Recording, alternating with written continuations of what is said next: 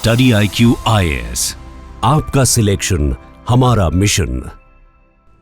नमस्कार दोस्तों, आज की सबसे बड़ी खबर तो यही है कि पाकिस्तान में ईरान और अमेरिका की सीज फायर की टर्म्स एंड कंडीशंस पर नेगोशिएशंस हो रहे हैं, लेकिन इसके बीच एक बहुत इंपॉर्टेंट पॉइंट जो छूट रहा है वो है लेबनान। लेबनान शांति समझौतों की शर्तों में शामिल नहीं है। उपराष्ट्रपति JD वांस का ये स्टेटमेंट है और महत्वपूर्ण रूप से इजराइल आज भी लेबनान पर मिसाइलें दाग रहा है। कल की अपडेट यह है कि लेबनान में 10 लोगों की मौत हुई, जिनमें से 3 शांति रक्षक थे। इसके पहले भी मार्च में भी ऐसा हो चुका है। देखिए, इस बात को थोड़ा सा डिफरेंट नज़रिए से समझने का प्रयास कीजिएगा। इतिहास में कुछ ऐसे निशान भी होते हैं जिन्हें इनवायलेबल माना जाता है, यानी कि अलंघनीय माना जाता है। लाल क्रॉस का निशान है, सफेद झंडा है और नीले रंग का हेलमेट। ये दुनिया इसको ब्लू हेलमेट कहती है। एक ऐसा कवच है ये जिसे पहनकर एक सैनिक युद्ध के बीच भी अजेय और सुरक्षित माना जाता है, क्योंकि वो देश के लिए नहीं लड़ रहा है, वो किसी देश का सिपाही नहीं है, वह इंसानियत के लिए और शांति के लिए वहां पर खड़ा है। लेकिन मार्च 2026 में और अभी भी इस दशकों पुराने भ्रम को इजराइल के द्वारा मसल दिया गया, चकनाचूर कर दिया गया। मैं आपको मार्च की बात बताता हूं। मार्च 29-30 की दरमियानी रात में फजीरुल रहमादोन जुल्मी और मोहम्मद नूर, इंडोनेशिया के ये 3 जाबाज लेबनान में शांति की इबारत लिखने गए थे, लेकिन ताबूत में लौटते हैं। ये तीनों की हत्या कर दी जाती है इजराइल के द्वारा, इजराइल के हमलों में। और ये सिर्फ 3 सैनिकों की शहादत नहीं है, बल्कि उस वर्ल्ड ऑर्डर की मौत है जिसे हमने द्वितीय विश्व युद्ध की राख से बनाया था। जब रक्षक ही भक्षक के सीधे निशाने पर हो तो समझ लीजिए दुनिया के जो नियम हैं, जो रूल बेस्ड ऑर्डर की बात की जाती है, वो रद्दी के कागज बन चुके हैं। क्या संयुक्त राष्ट्र का वजूद और उसकी अहमियत खत्म हो रही है? आज का विश्लेषण इसी जियोपॉलिटिकल कोलैप्स पर है, क्योंकि 70 देश UN में प्रस्ताव ला रहे हैं कि वॉर क्राइम है ये, जो कि इजराइल के नेतन्याहू द्वारा किया गया है। तो आज हम केवल एक न्यूज़ रिपोर्ट की बात नहीं करने वाले हैं, बल्कि हम ग्लोबल गवर्नेंस के सबसे बड़े संकट को डीप डाउन समझने वाले हैं। लेबनान में UNIFIL यानी कि UN interim force in Lebanon पर हुए हमले ने दुनिया के 70 देशों को एक मंच पर लाकर खड़ा कर दिया है। चीन, यूरोपीय संघ, रशिया और ग्लोबल साउथ के देश, जो अक्सर एक दूसरे की शक्ल भी नहीं देखना पसंद करते थे, वे सभी एक साझा सुर में बोल रहे हैं, दिस इज वॉर क्राइम। क्या ब्लू हेलमेट अब केवल एक सिटिंग डक यानी कि आसान निशाना बनकर रह गया है? क्यों 70 देश मिलकर भी एक युद्ध को रोक नहीं पा रहे हैं? और सबसे बड़ा सवाल है कि क्या वीटो पावर ने इंसानियत का गला घोंट दिया है? दोस्तों, लेबनान को समझिएगा, उसकी भौगोलिक स्थिति को देखिए। यह देश नहीं बल्कि जियोपॉलिटिकल फ्रिक्शन का केंद्र है। 2 मार्च 2026 इजराइल ने ऑपरेशन इटर्नल डार्कनेस शुरू किया, लेबनान पर हमला बोला, लक्ष्य था हिजबुल्लाह। लेकिन जमीन पर हकीकत कुछ और है। 1840 से ज्यादा हवाई हमले किए गए, 1500 से ज्यादा मौतें हो चुकी हैं और लगभग 1.2 मिलियन लोग डिस्प्लेस हो चुके हैं। ये लेबनान की लगभग 1/4 आबादी विस्थापित हो चुकी है। ये है आज के लेबनान की सच्चाई। और यहाँ पर सबसे बड़ा पेंच जो है, जो गंभीर मुद्दा है, जो आपको भी समझना चाहिए, वो है दक्षिण लेबनान में 1978 से UNIFIL तैनात है। इसके पास हथियार हैं, लेकिन इस्तेमाल करने की इजाजत केवल और केवल सेल्फ डिफेंस में दी गई है। ये पीस कीपर्स हैं, पीस एनफोर्सर्स नहीं हैं, और यही इनकी सबसे बड़ी कमजोरी बन गई। इजराइल का आरोप है कि हिजबुल्लाह इन शांति रक्षकों को ह्यूमन शील्ड की तरह इस्तेमाल कर रहा है, जबकि यूनाइटेड नेशंस का कहना है कि इजरायली टैंक जानबूझकर इनकी चौकियों को निशाना बना रहे हैं और इनकी हत्याएं कर रहे हैं।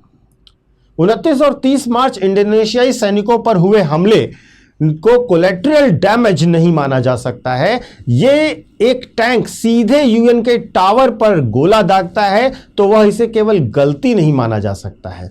यह एक रणनीति होती है। अंतरराष्ट्रीय कानून जो रोम स्टैट्यूट है उसके अंतर्गत UN शांति रक्षकों पर हमला करना एक वॉर क्राइम है। क्यों? क्योंकि वो प्रोटेक्टेड पर्सन्स की श्रेणी में आते हैं और यह जानबूझकर किया गया हमला है। और इसीलिए 70 से ज़्यादा देश मिलकर कह रहे हैं, एक सुर में कह रहे हैं कि ये वॉर क्राइम है जो नेतन्याहू कर रहे हैं। और आज एक कड़वी सच्चाई को भी समझिएगा कि इंटरनेशनल लॉ अब केवल और केवल कमज़ोर देशों के लिए लागू होता है। ताकतवर देशों के लिए यह महज एक सजेशन बनकर रह जाता है, एक कमेंट बनकर रह जाता है। सोचिएगा, इंडोनेशिया की सेना के प्रमुख जनरल जो अगस सुबियांतो हैं, उन्होंने अपने सैनिकों से कहा है कि तुम बंकरों में छुप जाओ।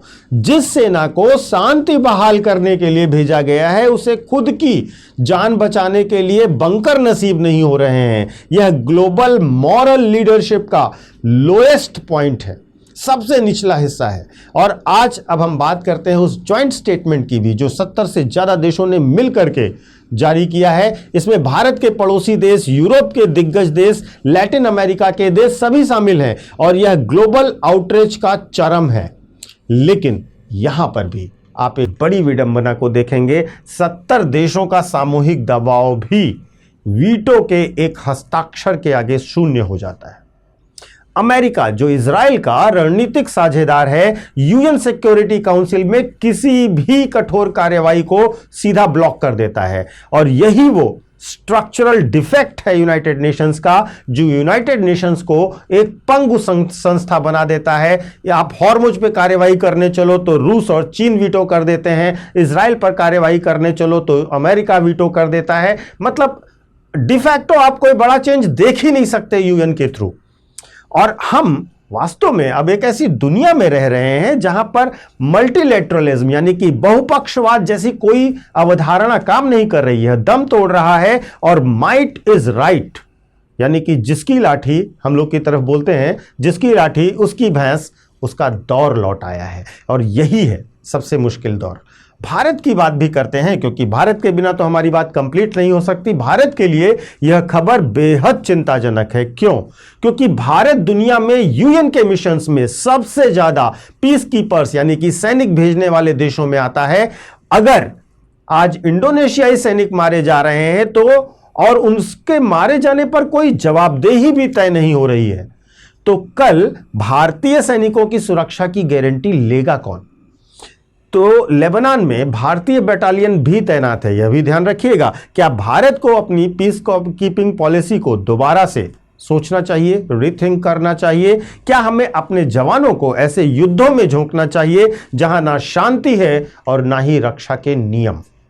कोई भी नियम नहीं है, लॉलेसनेस की स्थिति है, कोई वर्ड ऑर्डर नहीं है। दोस्तों, यह सिर्फ लेबनान की बात नहीं है, बहुत ध्यान से समझिएगा। यूक्रेन से लेकर गजा तक और अब लेबनान में भी अंतर्राष्ट्रीय संस्थाएं पूरी तरीके से कोलैप्स हो रही हैं। 1945 में जब यूएन बना था तब वादा किया गया था to save succeeding generations from the surge of war, यानी कि युद्ध से आगे आने वाली पीढ़ियों को हमें बचाना है। लेकिन आज यूएन खुद सर्ज ऑफ वॉर बन गया है और वास्तव में जब शांति रक्षक खुद युद्ध के शिकार बनने लग जाते हैं तो समझ लीजिए कि मध्यस्थ की तो कोई जरूरत ही नहीं रही। मध्यस्थ की जरूरत अब खत्म हो चुकी है, अब केवल टोटल वॉर का ही विकल्प है।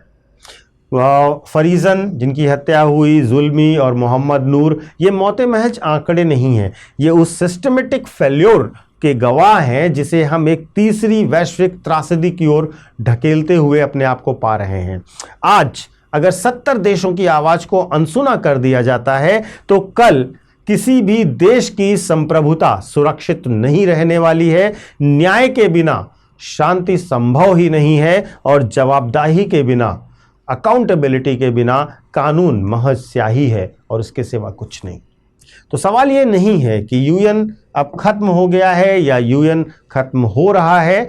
सवाल यह है कि क्या हम एक ऐसी दुनिया में रहने के लिए तैयार हैं जहां कोई नियम नहीं है, जहां ताकत ही एकमात्र सत्य है। इस गंभीर विषय पर आप अपनी राय भी अवश्य दीजिएगा कि क्या भारत को यूएन शांति मिशन से यानी यूएन पीस कीपिंग फोर्सेस से पीछे हट जाना चाहिए या फिर आगे बढ़कर इसका नेतृत्व संभालना चाहिए। कमेंट्स में अपनी राय अवश्य दीजिएगा। इस वीडियो को ज़्यादा से ज़्यादा शेयर भी कीजिएगा क्योंकि मुख्य धारा के लोग और मीडिया कभी भी इन कूटनीतिक बारीकियों की बात नहीं करते हैं। गहरी और निष्पक्ष समझ के लिए स्टडी IQ पर जुड़े रहें। मैं हूं डॉक्टर पंकज मिश्रा। मैं आपको अपने सोशल मीडिया हैंडल्स भी बता देता हूं।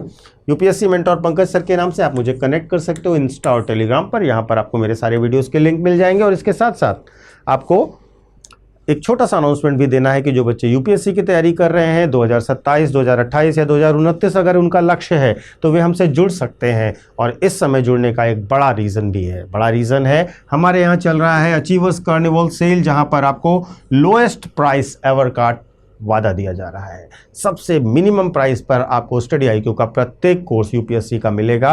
तो देर मत कीजिए, जल्द से जल्द ज्वाइन कीजिए। कोर्स की डिटेल्स को आप डिस्क्रिप्शन बॉक्स में दिए गए लिंक पर जाकर या हमारे ऐप या वेबसाइट पर जाकर देख सकते हैं। महत्वपूर्ण रूप से वहां पर आप डेमो क्लासेस भी जरूर देखिएगा और कोर्स की सारी डिटेल्स को अच्छे से देखिएगा। अगर आपको कोई डाउट या आपके मन में कोई प्रश्न होता है तो डिस्प्ले हो रहे नंबर पर आप कॉल करेंगे तो सपोर्ट टीम आपकी मदद भी करेगी। महत्वपूर्ण रूप से आप एक कोड याद रखिएगा, PK लाइव। जब भी कोर्स लीजिएगा इसे जरूर यूज कीजिएगा। यही वह कोड है जो आपको इस सेल में आपको मैक्सिमम डिस्काउंट दिलाएगा। PK लाइव याद रखिएगा। धन्यवाद।